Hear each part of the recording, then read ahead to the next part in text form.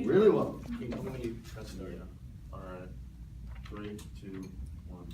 Alright, most people are really uncomfortable when they're faced with a situation that involves death or blood or things of that nature.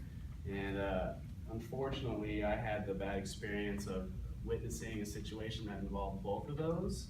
And hopefully you guys are fortunate enough to not have experienced something like that, but we all know the devastating effects of death and all the ill things that can come with it.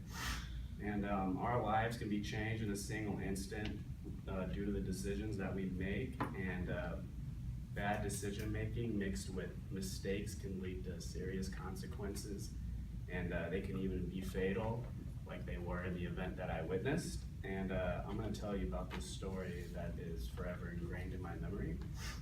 So I was on a road trip with my family to New Mexico, because that's where both my parents are from, and it was about 2 p.m. We're on a highway. It's kind of busy, and a lot of cars on the highway.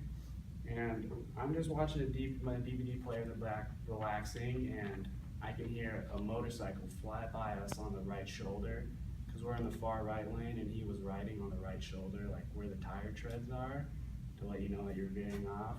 And he was doing speeds excess of 100 miles per hour, and I was watching him the whole way, and about 30 seconds later, he lost control of the bike, got flung off the side, tumbled across the highway like a rag doll, and just was motionless. And at that point, my dad stopped the car immediately, and we got out to see if there's anything we could do to help. And we get over there, we're the first people by him.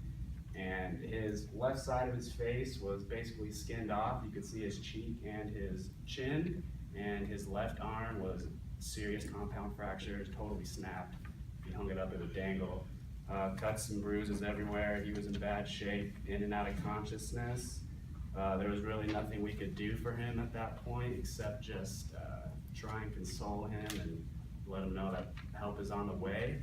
And we found his wallet in the road. His name was Thomas Monteverde, and you could actually see his face on the license instead of the bloody mess that was in front of us. And sometime later, the ambulance finally came to the scene. But the thing was, we were on a highway with totally opposite ways, and they came from the other way. And there was a median in the middle, so they had to pass us and circle all the way back. And so that took about another 10 minutes for them to come back from when they initially passed us. And at that point, we had to fill out police reports saying what we saw happen and everything like that. And on the way home from our road trip, we took the exact same route back home. And sure enough, we saw a memorial with his name on it and his picture, and said RIP, so indicating that he did in fact die, and I witnessed somebody die. And it was a very intense situation, and it showed me how fragile life is and how easily influenced our life can be based on the decisions that we make on a day-to-day basis. And unfortunately, he made the decision to do what he did and have the consequences.